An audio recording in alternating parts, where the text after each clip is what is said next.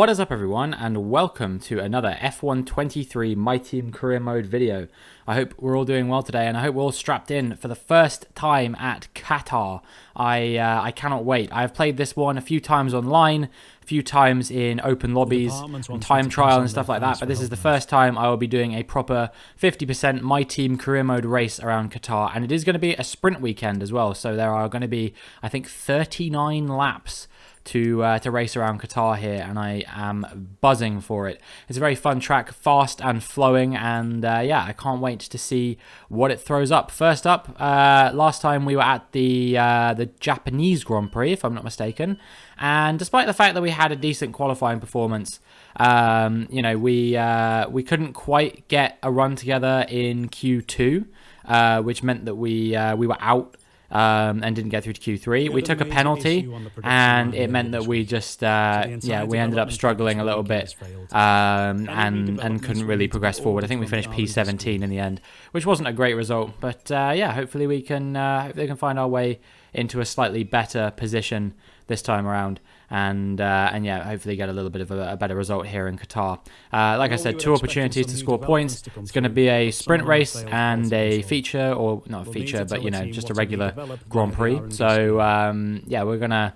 I always get the terminology confused with the sprint race and feature race stuff from F2, because I am doing an F2 playthrough on my Twitch channel at the moment for at least probably a week or so more, I reckon, until we make our way into F1. So if you guys are interested, then link in the description, twitch.tv/realmcopier. Make sure you check it out. But yeah, we are greeted as soon as we get into the weekend by the fact that the tech regulations are changing. So we're about to find out what departments are having a regulation change and what we're going to have to protect. And the answer is chassis, powertrain, and durability. All three of them are having an overhaul. And honestly, if it was going to be three, I'd rather that Aero was the one that wasn't, because that's the one we've invested the most into by far. And we were very fortunate to see that it actually, yeah, it wasn't anything to do with the chassis, and it's all. Oh, sorry, it wasn't not chassis. It wasn't anything to do with the Aero. It was all chassis, powertrain, and durability. So actually, it means that we're able to adapt basically all of our upgrades immediately, and we've even got enough to do a few more upgrades. So we're going to be doing an upgrade to the monocoque structure, which is probably not going to be on the car for quite a while. It's a major upgrade. And I thought about doing an engine upgrade as well, having a look at what we can do. And in the end, I think I opted for the ERS one because it was a lot cheaper. It's going to take a while again, but yeah, it should be on the car before the end of the season, which is important because in saving up all those resource points, we have fallen quite far back in the development race, but I'm hoping that we will be able to catch up quite significantly once the regulation changes actually hit. But nonetheless, it is now time for us to actually get out on the track and see what we can do. We're going to be hitting practice first of all, as I'm sure you probably noticed by now. The lack of music in the previous video has persisted through to this video. That is because I am incredibly sleep deprived. I recently did a 24-hour stream, and I'm not doing my usual checks that I've been doing before. So I apologize, and hopefully we'll get that back for the next one. But in any case, we actually didn't have terrible pace in practice for a change. We were in 14th on a set of mediums, which I was you know, reasonably happy with. I think it means that we have a shot of getting through to Q3 potentially in qualifying, you know, or at least the sort of upper echelons of Q2, maybe 11th or 12th, something like that. However, there was one small problem which I didn't show you, which was during the race strategy program, it came to my attention that the tyre DEG that we were experiencing around this circuit was 1.6 times the expected tyre wear, which basically means that our tyres are wearing out about twice as fast as you would expect them to around this circuit, or at least as the game would expect us to. And I know that we have a lack of tyre wear, but it also points towards maybe the setup I was running here being quite aggressive, and maybe you know, maybe my driving style and something like that. But it's not been such a massive issue on some of the other circuits. Yes, tyre DEG has been high at some other circuits, but it's not been ridiculously high. So I don't really understand, but it does mean that that's going to definitely affect our race strategy going forward. So here we are now into qualifying, and we're going to see what kind of time we can do on our first flying lap of Q1. Fresh set of softs is going to be a 1:22.5, and yeah, I'm looking forward to seeing what we can do going forward, because that didn't feel like an amazingly fast lap. But nonetheless, I saw that it would probably be good enough to get us through. So I actually went out on the same set of tyres again, and we came very, very close to improving on that same set of tyres, which shows that I knew that there was definitely a bit more pace in the car. We crossed the line, it's another 122.5, but slower this time. And yeah, it's good enough to see us through to Q2 in 14th. So we're going to need to find a little bit of improvement if we want to get through to Q3. However, yeah, I'm feeling pretty optimistic about this one. Let's see what times everyone else did now. And the eliminated cars are Tsunoda, Magnussen, Joe, Sargent, De Vries, and Fittipaldi. So Bottas making it through. Albon actually getting through in P10. Clearly, the Williams working well here. Hulkenberg, the quali specialist, actually making it through for a change. It's, something that's been quite different in this series compared to in real life is that he's barely been making out of Q1, never mind into Q3, which he's done on, 5 occasions in 9 races this season, having an absolutely fantastic season, even if I do say so as a biased Haas fan. We're in Q2 now. We're about to cross the line. Another fresh set of softs. It's a 122.0 this time. I wonder if that will be good enough to see us through to Q3 without any more effort, any more runs. It'll be interesting to see whether this is good enough. And indeed, I opted to go out on the same set of tyres again. This time we didn't find anywhere near the level of pace that we found on a used set of tyres in Q1, but it was still just about good enough to see us through. We're going to cross the line, 120.27, but it doesn't matter because, yeah, we're through in 10th. So, made it through. I don't anticipate that we're going to get much higher than this in Q3, but I am usually wrong when I make that kind of assumption. So, yeah, we'll see what we're capable of doing. Russell fastest in that session, and the eliminated drivers include my rival, Piastri, and we also have Stroll, Bottas, Gasly, and Hulkenberg and Albon. So Albon could not replicate his form from Q1. I think he was about a second slower than his best time in Q1. So yeah, a bit disappointing there from Albon. But we made it through quite comfortably, 2 tenths ahead of Piastri, and not too far away from Ocon and Perez, the former teammates, now in Alpine and Red Bull respectively, which is the team that neither of them were at when they were teammates. Anyway, I'm waffling about those guys now, but we have 2 sets of softs available for us, which we've not used yet, which is good because, like I said, tyre DEG is ridiculously high around here. You can basically only do 1 run, and we crossed the line to do a 121.7 to kick things off, which is the fastest lap time we've done all weekend. So if we can find any improvement over this whatsoever, then it'll be a pretty remarkable and momentous occasion. But you can see as we come into the final sector, we are actually 2 tenths up. So, yeah, we found some really good pace here. We actually make a bit of a mistake going through there. We lose about a tenth, and by the time that we come up to the final corner, we're only a tenth up, whereas we could have probably been about 3 tenths up, I reckon. So I guess I had a good run there in my first flying lap. But nonetheless, we are still going to be about a tenth and a half up. And as we come up to the line, I think it's going to be a 121.6. Yep, 121.6 just about. Cross the line, and it is good enough to see us through in P7. So, we're going to be starting in the top 8.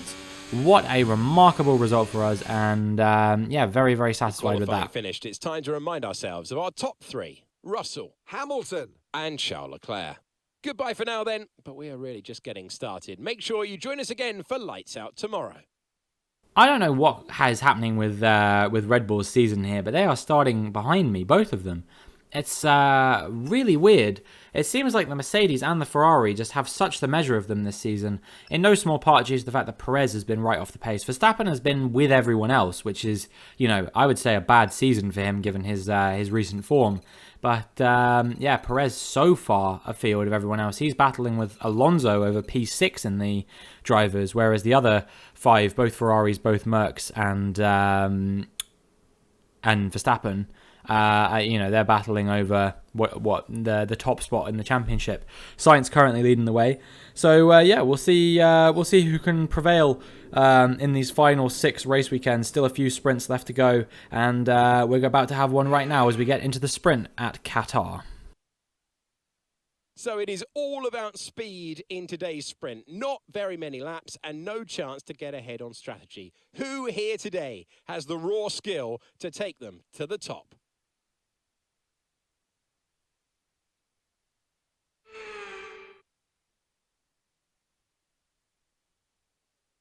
Let's run you through the driver grid order for today's exciting sprint.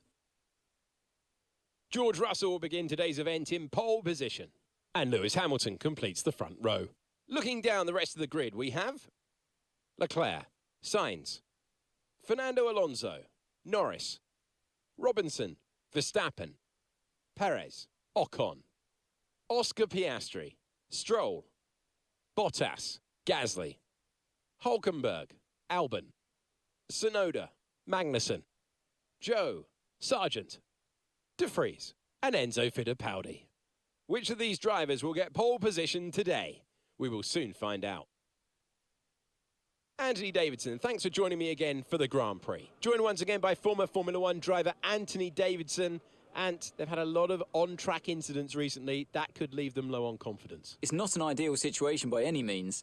When you get into a bad run like that, there's always a risk of frustration creeping in, which can cause more mistakes and locks you into this vicious cycle. Hopefully today they can get through turn 1 cleanly and stay calm for the rest of the race. Okay, here we go. I know what you can do. Don't let me down. So, the projected strategy here was to go on the softs, but they said absolutely not. And I'm inclined to agree. I don't think we'd actually be able to make a set of softs go to the end in a 10-lap race, because my estimation is that I think the DEG is about 8 to 10% per lap, which suggests that we could be anywhere between 80 and 100% wear on them, which isn't really very good at all.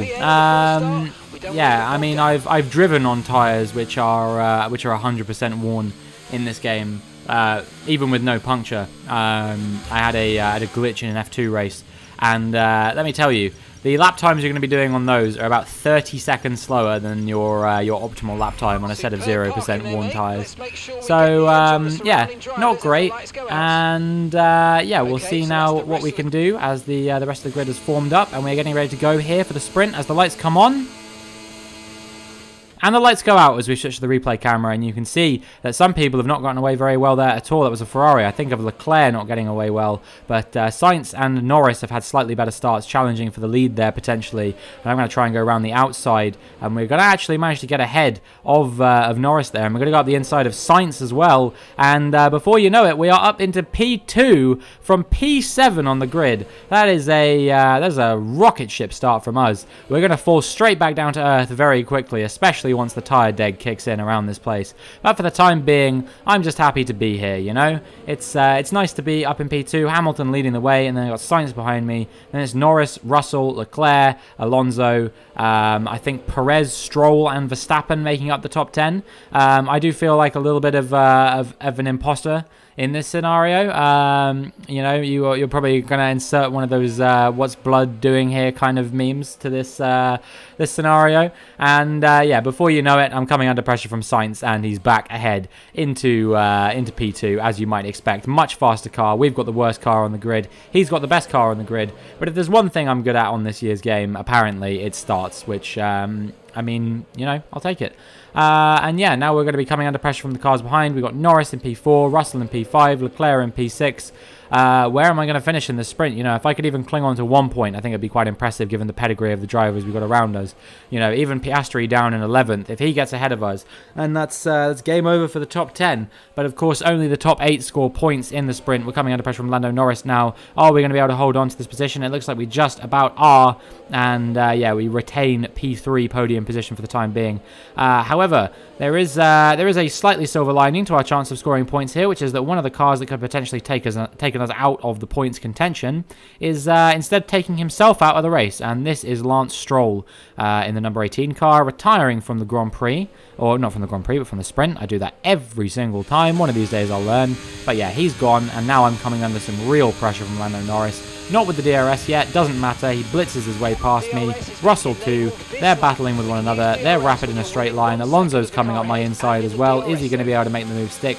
No, he isn't. Get lost, Alonso. And yeah, we're going to actually go out the inside of Norris as well, because that's just the way I roll, and we're back into P4. He's going to be absolutely fuming, but I don't care. This is another person retiring from the Grand Prix. I wonder who it could be on this occasion. Looks like a Haas, and I think it's the number 20 of Kevin Magnussen. Disappointing for him, especially coming off riding a high. I think Haas was 7th and 8th in Japan. Very strong result for them, but maybe a little bit of a fluke as they come crashing back down to earth here in Qatar. One retirement, and the other driver not anywhere near the points either. And now we are coming under pressure from Charles Leclerc as well, having had Norris get ahead of us as well as Russell. But as soon as Leclerc got ahead of me, actually, here's an interesting thing. You might have seen in the top left corner briefly, there was a red flag. And here is why. You're about to see the worst replay camera angle you've ever seen in your entire life. So prepare for this. This is the angle, and look to the top right corner, because you're about to see that's Albon going around. De Vries goes into him, Sargent goes into the back of him, and here comes my teammate Fittipaldi to plough straight into the back of Sargent. No damage, but yeah, Okay, I think red flag, mate, Albon red flag. and No one taking also please. De Vries Soon in the pit lane. both out of the race here, and that brought out the red flag because it was a big collision. 4 cars stopped on track. And this might actually save us here, because whilst I don't think we are capable of doing anything with the tyre deg, we're going to be switching to a set of softs, which I think just might last 4 laps around this circuit. I'm not 100% sure about this. If I was a gambling man, you couldn't get me to put money on it, but maybe we'll be able to do something here as the lights come on again. Spot on, come on. And the lights go out for the second time here in Qatar, and once again we have had an absolutely blazing restart. However, they instantly deploy the safety car to nerf me.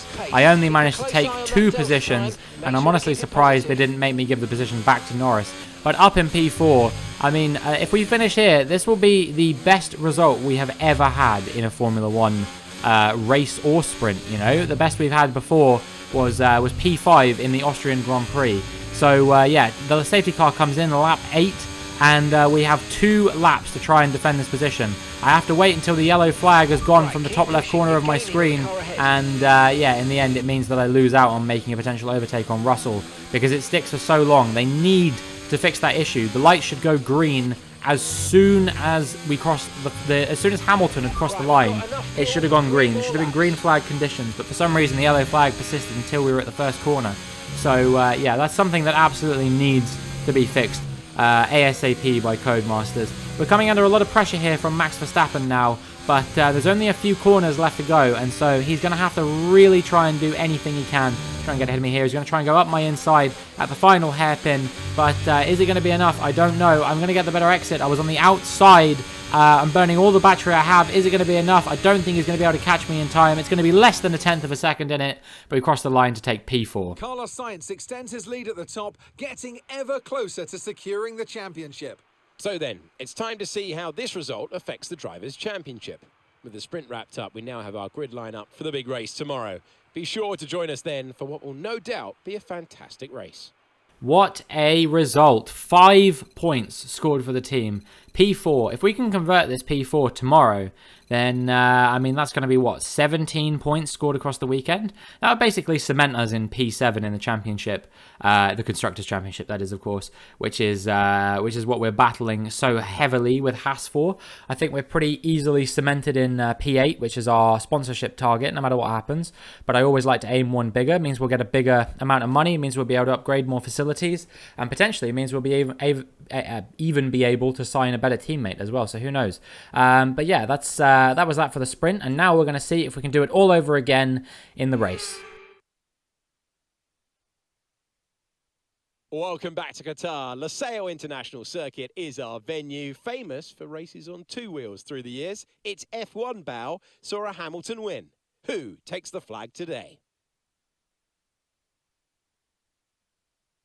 Losail International was built for 2 wheels, but today we race on 4. It's a fast, flowing track, 3.3 miles, 16 turns, just the one DRS zone, but it is a long straight, and you can expect overtaking. So with the race not far away from starting, here's what today's grid rundown looks like. An immense lap from Lewis Hamilton yesterday puts him on pole position, and the smooth operator Carlos Sainz completes the front row. Considering the rest of the grid, we have Russell, Robinson, Verstappen, Leclerc, Perez, Fernando Alonso, Oscar Piastri, Ocon, Bottas, Gasly, Joe, Tsunoda, Sargent, Fittipaldi, De Vries, Hulkenberg, Albon, Norris, Magnussen, and Lance Stroll brings the grid to a close. It's almost time for those 5 red lights to go out then. Let's see who can prevail today. Anthony Davidson also joins me in the commentary box today. Joined once again by Anthony Davidson for this one. Ant, there's a lot of incidents on track recently for this driver. No one does that on purpose. It is part and parcel of racing, though. Certainly confidence is an important factor. And every time you're involved in an incident, it's not just the car you damage, but that confidence as well. But all the top racing drivers are able to tune that out when the race gets underway and focus on the job at hand. And focus on the job at hand we shall. We have a big task to do here. However, here is a big problem. Projected strategy, 1 stop, that's what all the AI is going to be on. I need to do a 2-stop. I just don't think that I'm going to be able to do even medium hard here. Even hard, I think would be a stretch if it was even legal. The tyre wear is too severe, and that, I think, is potentially going to be our downfall around here, because we're going to be losing positions due to tyre wear, and we're going to have to be making an extra stop. It's going to be a brutal 29 laps around here, I can't help but feel. And yeah, if we can even walk away with 1 point, never mind this sort of top 5 pipe dream that I'm selling myself, I think that would be a very strong result around here. So yeah, let's see what we are capable of doing now as the grid forms up. It takes a little bit of time when you're this high up, but eventually it does happen, and the lights come on.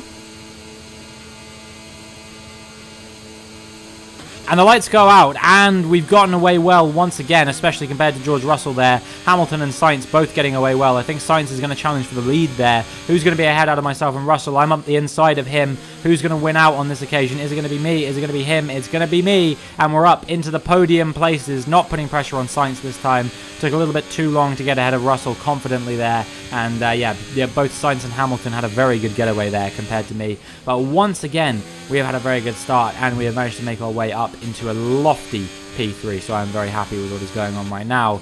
But we need to be able to hold on to this, you know. It's no good if we get up into P3 and then we come crashing back down to earth by lap 5. You know what I mean? So it's going to be tough, but we're going to need to try and do everything we can to hold onto it for as long as we can. But Russell already putting so much pressure on me. You know, he's within a tenth or two of me all the time. It is, you know, he's breathing down my neck, and I am so scared for the potential that he might just come in and make an overtake on me at any given moment. We'll see what happens. But yeah, for the time being, we are managing to hold on to this. Hamilton and Sainz already over a second up the road. That just goes to show how much of a cork in the bottle I am right now. This is a real train forming up behind me. I feel like prime Jarno Trulli, but eventually I think it's going to be all for nothing, because I think George Russell is going to potentially have a go at me up into turn 1, and by the time that we cross the line, in fact, he's already blazed his way past into P3, and Verstappen gets me 2 for good measure.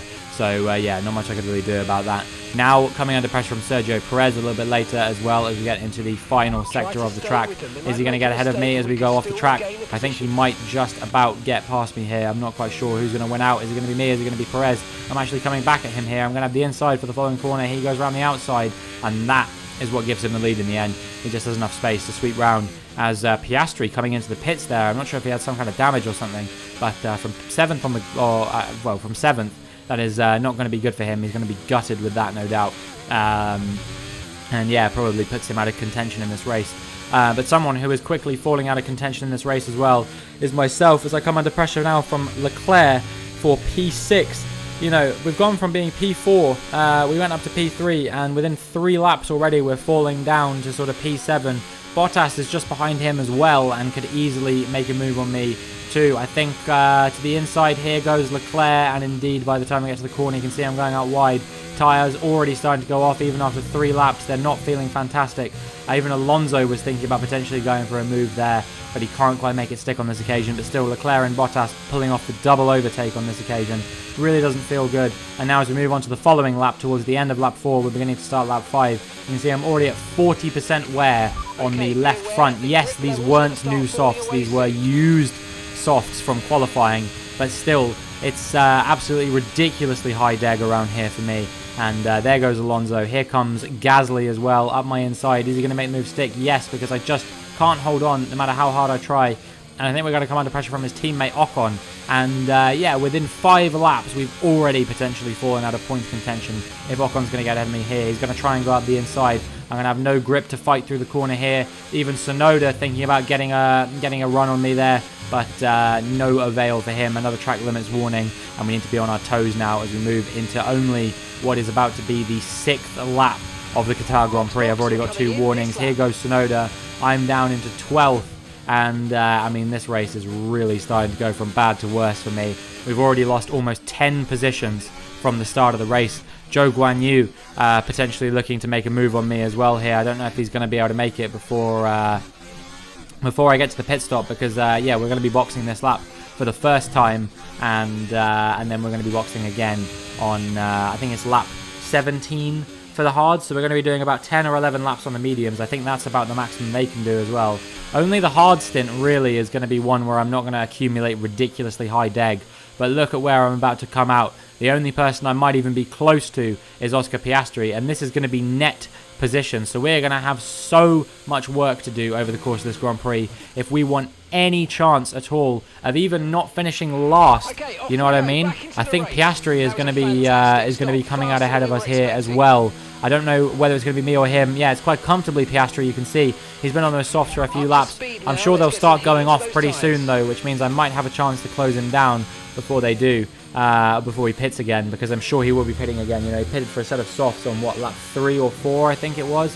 And indeed, within a couple of laps, I've already closed up to the back of him. And you can see I'm about to be piling some serious pressure on him. We think about going to the inside at the final hairpin. We're actually going to go for the move. We're going to have the DRS. So if we can get ahead of him and break away using the DRS, then that would be absolutely fantastic. It means I won't have to burn too much battery here, and we'll still comfortably be ahead of Piastri. I don't think my car is fantastically set up in a straight line on this occasion. It looks like we're definitely faster through the corners than these guys, which might explain the high DEG as well if we're slightly more optimized for the corners. But yeah, this is an unfortunate sight to see. It is my teammate Enzo Fittipaldi retiring from the Grand Prix with a mechanical issue in that number 52 car. Very disappointing for him, but you know, only the 2nd or 3rd time it's happened this season. So yeah, we're just lucky that we've escaped with very few DNFs since Jeddah. Actually, no DNF since Jeddah. Absolutely remarkable run for us so far. But yeah, this is Nick De Vries for the 2nd time this weekend. He broke down in the sprint. Well, actually, no, he smashed the car up when he went into the front of Albon. But yeah, this time his car did not hold on for the entire duration of the Qatar Grand Prix, and he is going to be out pulling off to the side of the track in the number 21 car. And yeah, very disappointing for him, I'm sure. Who would have liked to maybe have a bit of a comeback here. We move now onto lap 14, and you can see that whilst I managed to get ahead of Bottas in the pit stop phase, it was a very short-lived glory for myself, because yeah, he's going to be overtaking me soon, and he's not stopping again, which means he's going to be over a full pit stop ahead of me, basically, if he does manage to get past me. We're not boxing for another 3 laps yet, so I'm going to need to hold on for as long as I can, but the medium's starting to really go off now. We've managed to build quite a bit of a gap to Piastri. I think he might have even pitted again by now at this point. So yeah, the more people we can keep behind now, the bigger chance we have of not finishing last. You know, especially if there's like a red flag or a safety car. I think that's basically all that's going to save us here. Other than that, we're just going to have to pray that anything can happen.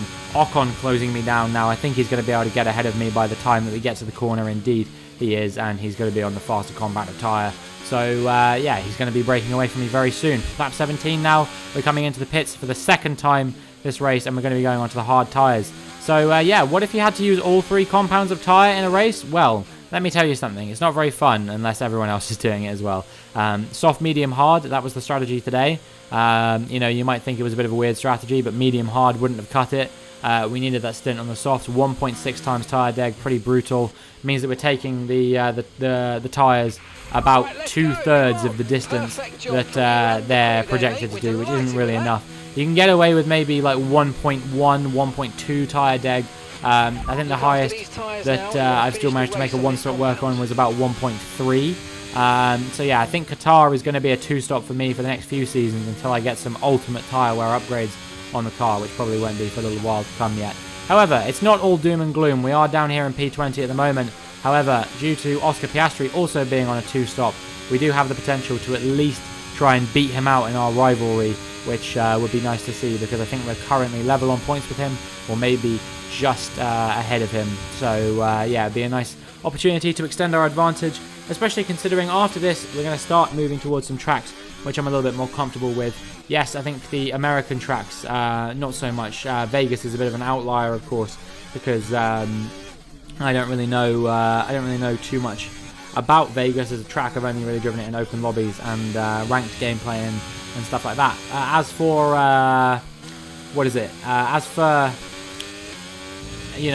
Mexico, Brazil, Abu Dhabi, all of those I really am looking forward to, because I like those tracks a lot and I tend to do quite well there.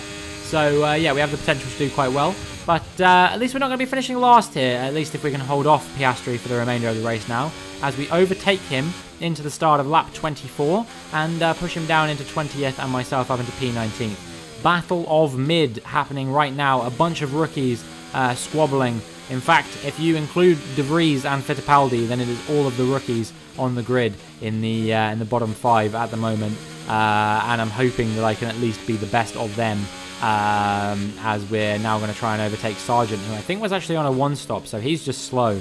A bit embarrassing for the man from Miami there. Is he from Miami? I know he's from Florida. I just kind of assumed he was from Miami because I know he was treating the Miami Grand Prix as a little bit of a home race. But anyway, moving on from my speculation of Logan Sargent's origins. Yeah, we're up into P18 now, and as we come into the final sector on the final lap, you can see that Piastri took a little bit too long to get past Sargent, and that has meant that whilst we are on pretty high tyre wear at this point, over 60%, we are still nonetheless going to be bringing it home, barring any major mistakes in this final corner. I think we're all good, and yeah, that is a pretty comfortable race for us. You know, unfortunately the strategies have screwed us out of any chance of scoring points, but we picked up points in the sprint. We crossed the line to take P18. So I'm not as disappointed as I would be if this had only been the race. You know what I mean? Sometimes the sprint is good, and in this case, the sprint kind of gave us everything that we needed to have at least some semblance of a good weekend. So yeah, I won't complain too much. And they're heading to the top step. What a phenomenal effort from the team here in Qatar. That is a fully deserved victory. Talk to me, Ant.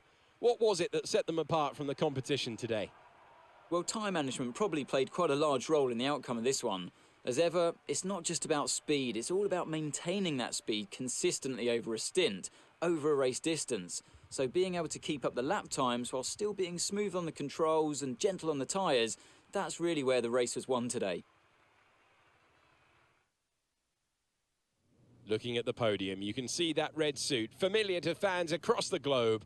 A world-class win for a world-class team. Ferrari, do it again. Carlos Sainz, what a season he is having. Another victory here as he leads home Hamilton and his teammate Leclerc for a victory in Qatar at only the second ever Qatar Grand Prix. He is going to be chuffed with that because it means he's going to extend his championship lead even further.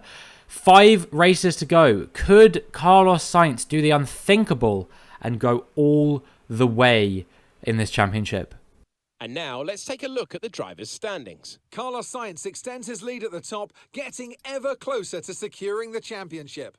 So, Anthony Davidson, who would you rank as your driver of the day? Max Verstappen seemed to just effortlessly weave through the other drivers today without a care in the world. He was definitely my driver of choice. It's time to check out the constructors' standings. Ferrari continue to extend the gap at the top of the table.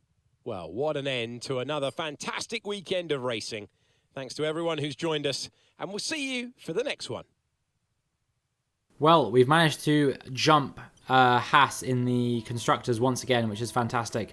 But we definitely want to score at least a few more points this season to have any chance of beating them, because I'm sure that they will pick up at least one between Magnussen and Hulkenberg at some point over the next 5 races. So we're going to need to pick up a few as well, I reckon. But yeah, Carlos Sainz extends his championship lead to 30 points over, I believe it was George Russell in second, or maybe it was Hamilton, I can't remember. And then, yeah, Russell, Hamilton, Leclerc and Verstappen separated by only 12 points. So 42 points separating the top 5 drivers. With 5 races to go, it's looking like maybe it's kind of starting to become Carlos Sainz's to lose now. But I reckon one more good result and it will be beyond doubt, you know, unless he then has an absolute shocker of a season for the rest of the season, you know, barely finishing in the points. I'd say there's basically no chance if he can just get that one more good result. But yeah, feasibly I'd say any of those 5 can still win it. They just need to go on a good run of form, and you know, they can still topple him, and they can still topple him fair and square, you know what I mean? If he gets a few 3rd places here and someone starts dominating every race, then it could easily happen. On our side, getting into the points has become a very arduous task. The car has gone backwards, as you would expect it to do at the beginning of a My Team Career mode, where we are using reduced on all of our sliders and increased on all of the AI sliders. So yeah, not too surprised by that, but nonetheless, I'm still hoping that we can at least have a good start to the season next season. And that's kind of where I'm looking now, is trying to get as many upgrades onto the car as I can before the start of next season, in the hopes that once the regulation changes kick in, some of those other cars around us, you know, the Alpha Tauris, the Williamses, the Alfa Romeos, are going to start dropping back behind us. Maybe even, you know, a Haas or a McLaren or an Alpine. It really remains to be seen. But I would love to see a little bit of a shake-up in the order. You know, obviously at the moment we've got those top 3 teams. Aston Martin slightly behind them, and then the fringes of the points is usually Alpine, Haas, or McLaren. So yeah, it's gonna be one of those 3 teams usually picking it up.